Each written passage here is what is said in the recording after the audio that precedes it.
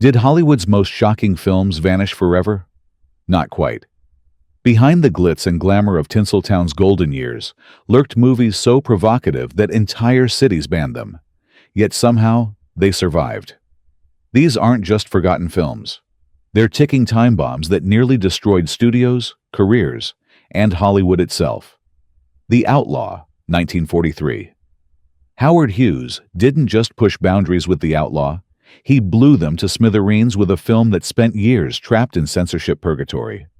This Western starring Jane Russell wasn't controversial for its gunfights, but for Russell's figure, which Hughes obsessively highlighted in every frame. When Howard Hughes completed The Outlaw in 1941, Hollywood's moral enforcers weren't ready for what they saw.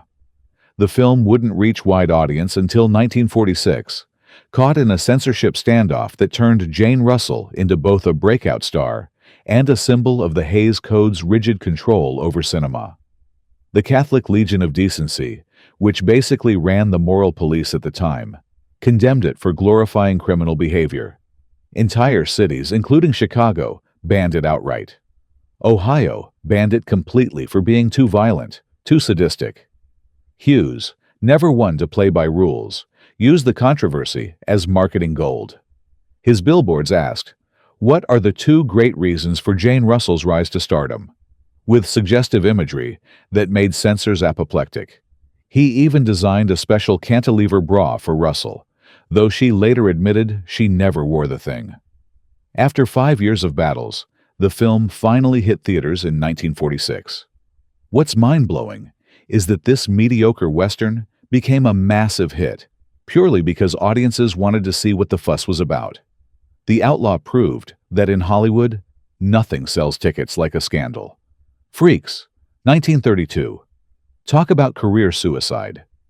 Todd Browning had just directed Dracula, one of Universal's biggest hits, when MGM gave him carte blanche for his next project. His choice, a horror drama featuring real carnival performers with physical differences that sent 1930s audiences running for the exits. Test audiences reacted with horror, not at the film's message, but at the sight of real people with conditions like microphilia, dwarfism, and missing limbs. One woman threatened to sue MGM, claiming the film had caused her to suffer a miscarriage. The studio panicked, cutting the film from 90 minutes to 64 minutes, and adding a more upbeat ending. MGM executives were so horrified by what they'd financed that they buried the film, slashing nearly a third of its runtime and adding a forced happy ending. Even with these changes, Freaks was banned in the UK for 30 years and yanked from American theaters after a brief, disastrous run. The backlash destroyed Browning's once brilliant career. Despite being one of Hollywood's most successful directors, he would make only 4 more films before fading into obscurity. MGM even removed his name from the credits, trying to wash their hands of the whole debacle. The ultimate irony? Freaks is now celebrated as a compassionate masterpiece, decades ahead of its time in humanizing people with physical differences. Its famous chant, one of us," has become iconic, though few know its origin. Baby Doll, 1956. When Elia Kazan and Tennessee Williams teamed up for Baby Doll, they created a Southern Gothic time bomb that nearly imploded Hollywood's moral framework. The film starred Carol Baker as a childlike bride whose much older husband waits to consummate their marriage until her 20th birthday, while a business rival attempts to seduce her for revenge. Cardinal Spellman personally condemned the film from the pulpit of St. Patrick's Cathedral, calling it reveling and declaring it a sin for Catholics to view it. Despite passing production code review with demanded modifications, Baby Doll faced a nationwide Catholic boycott. The film's notorious marketing campaign featuring Baker in a crib, sucking her thumb, sent religious leaders into a frenzy. Time magazine called the controversy the hottest Catholic Protestant issue since the presidential campaign of Al Smith. Despite critical acclaim and Oscar nominations, the film's box office was crippled by the boycott. For years, Baby Doll was a whispered legend, too controversial for network television, and hard to find outside rare art house screenings. What's fascinating is that while the film contains almost no explicit content, it was the implication that scandalized 1950s America. The Catholic Legion of Decency gave it a C for condemned rating, meaning Catholics would commit a sin just by watching it. Today, Baby Doll looks tame, but its psychological tension and suggestive themes still pack a punch that modern explicit films often lack. The Moon is Blue, 1953. Sometimes the most revolutionary acts come wrapped in the most innocent packages. Otto Preminger's light romantic comedy, The Moon is Blue, didn't show a single risque scene, but it dared to use words like virgin, pregnant, and seduce in casual conversation, sending 1950s censors into cardiac arrest. The Production Code Administration refused to give the film its official seal, insisting that such language was unfit for public consumption. Instead of caving, United Artists and Premiere made an unprecedented move. They released the film anyway, without the code's approval. This defiant act was cinema's equivalent of throwing a grenade into the censorship system.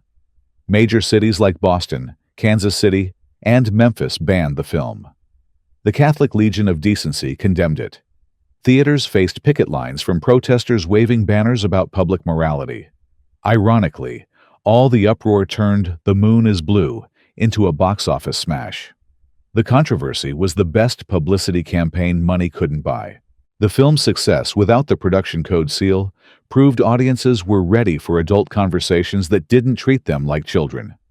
The Moon is Blue wasn't just a comedy.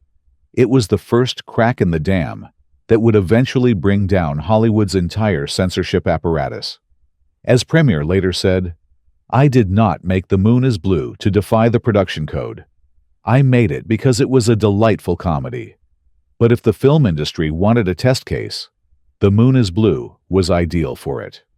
Scarface, 1932. Before Al Pacino's 1983 Cocaine Empire, there was Howard Hawks' original Scarface, a gangster film so brutal it nearly ended Hollywood's crime movie boom before it truly began. Produced by Howard Hughes, yes, him again, this unflinching look at organized crime became a battlefield between creative vision and moral panic. What made Scarface particularly problematic for censors was its unflinching portrayal of gangster life, including implied incestuous undertones between the protagonist, Tony Camonte, Paul Mooney, and his sister Cheska, and Vorak. The film's innovative visual storytelling made its violence more disturbing, not less. A bowling pin falling when someone is murdered created an association that made audiences uncomfortable without showing explicit gore. The Production Code Administration demanded extensive edits, but Hughes fought back, battling censors for over a year. Several states refused to grant the film an exhibition license, even after Hughes added a new ending where Camonte dies as a coward rather than fighting to the last bullet, as in the original cut. Hughes eventually compromised, adding a prologue condemning gangster life and changing the title to Scarface, The Shame of a Nation. Even Paul Mooney, who played Tony Camonte, later disowned the film, admitting it had gone too far. The controversy around Scarface directly influenced stricter enforcement of the production code beginning in 1934. After its initial release, the film was essentially suppressed for decades until the 1970s, proving that sometimes the most influential films are the ones the industry tries hardest to bury. Paths of Glory, 1957. Stanley Kubrick's anti-war masterpiece wasn't just banned in America. It was considered so dangerous that an entire nation erased it for nearly 2 decades. Starring Kirk Douglas as a French officer defending soldiers against unjust cowardice charges in World War I, the film's unflinching portrayal of military injustice provoked international outrage. Paths of Glory was outright banned in France and in several of its colonies for nearly 2 decades. French officials protested directly to Hollywood, using diplomatic channels to ensure the film stayed out of theaters, with the movie officially unshown in France until 1975. The French government, considered the film's portrayal of French military leadership as cruel and incompetent to be deeply offensive. Through diplomatic pressure, they effectively ensured the film remained unseen in France until 1975, nearly 2 decades after its release. United Artists and Kubrick's American backers, eager to maintain good international relations and avoid losing valuable overseas markets, quietly acquiesced, cooperating with the ban and limiting the film's European distribution. What makes this case fascinating is how political censorship worked across borders. No American government agency banned Paths of Glory, but Hollywood studios willingly participated in suppressing their own film to maintain international business relationships. The film's anti-war message was considered so dangerous that a Democratic ally used diplomatic channels to silence it. Today, Paths of Glory is recognized as one of the greatest anti-war films ever made, a monument to Kubrick's genius, and a reminder that sometimes the most powerful censorship happens not through official bans, but through quiet international agreements far from public view. I Am a Fugitive from a Chain Gang, 1932. Some banned films changed more than just cinema. They changed law. This Warner Brothers drama, based on Robert E. Burns's memoir, exposed the brutal reality of Southern prison chain gangs so effectively that it sparked national outrage and actual legal reform. This Warner Brothers drama, based on Robert E. Burns's memoir, exposed the brutal conditions in Southern prison chain gangs. Paul Mooney starred as James Allen, a wrongfully convicted man who escapes twice from a sadistic penal system. The film's unforgettable final scene with Allen disappearing into darkness while whispering, "I steal," indicted a justice system that transformed a decent man into a criminal. The state of Georgia, whose penal system was clearly the basis for the film's setting, was outraged. Officials threatened Warner Brothers with lawsuits and attempted to ban the film. Theater owners in Georgia and other southern states faced intense pressure not to show it. Burns himself, still a fugitive, living under an assumed name when the film was released, faced renewed pursuit from Georgia authorities angered by the negative publicity. What's remarkable is that despite the controversy, the film was both a critical and commercial hit. Its unflinching portrayal of injustice had real-world impact. Within 2 years of the film's release, Georgia abolished chain gangs entirely, demonstrating cinema's potential to drive actual social reform. The film's success, despite political pressure, proved audiences would embrace challenging social content, creating a tension between commercial potential and political risk that would define Hollywood's approach to problem pictures throughout the Golden Age. The President Vanishes, 1934.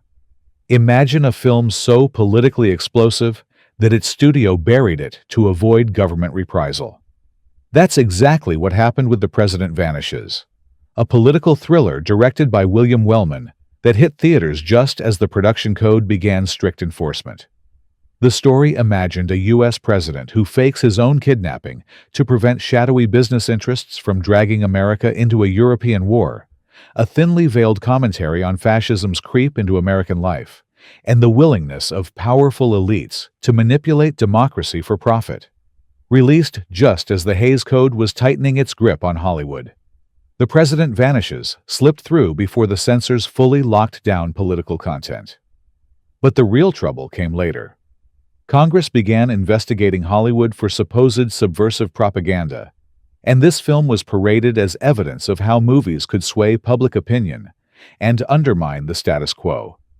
The film's portrayal of American business leaders collaborating with a fascist militia called the Gray Shirts, clearly modeled on Nazi brown shirts, to manipulate public opinion, struck too close to home. Paramount, terrified of government scrutiny, quietly pulled the movie from circulation after its initial release. Paramount, terrified of government reprisal, quietly pulled the movie from circulation and refused to reissue it. It faded from view, nearly vanishing from the historical record. The chilling effect was instant and long-lasting. Major studios became terrified of political thrillers that questioned American institutions, preferring to keep such criticisms buried. What makes this film particularly notable is how accurately it predicted the rise of American fascist movements like the German-American Bund, which wouldn't peak until years later.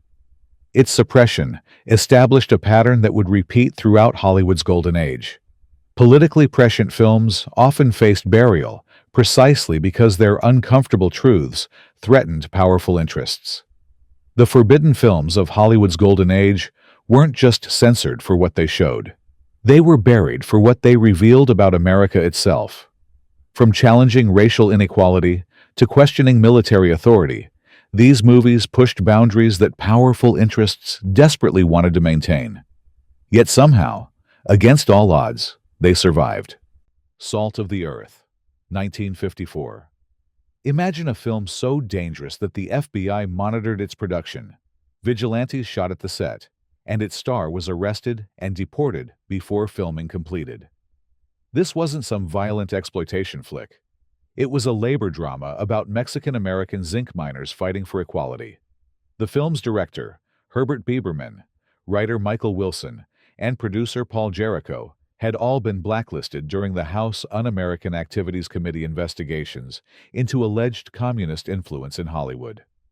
Unable to work within the studio system, they formed an independent company to make Salt of the Earth, collaborating with the International Union of Mine, Mill, and Smelter Workers, a union that had been expelled from the CIO for supposed communist leanings. The Hollywood Reporter denounced it as a commie production. Howard Hughes, then owner of RKO, used his influence to ensure that major studios wouldn't provide access to facilities or equipment. The FBI monitored the production. Local vigilantes threatened the crew and fired shots at the set. When the film was finally completed, exhibitors refused to show it after projectionists' unions wouldn't run it. In America, it played in just 13 theaters nationwide, effectively erased from cinema history until the 1960s. What makes Salt of the Earth truly revolutionary wasn't just its production saga, but its content, depicting women taking leadership roles in a strike, examining ethnic discrimination, and portraying labor disputes with nuance rare for its era. Modern critics consider it decades ahead of its time in both its politics and feminism, a testament to the stories Hollywood tried desperately to silence. What's your take? Would today's audiences still find these films controversial? Or have we simply found new taboos to break? Drop a comment below with which band classic you're most surprised survived to the streaming era. And ask yourself, if these films faced such fierce resistance, what stories might still be buried, waiting for their chance to finally be told?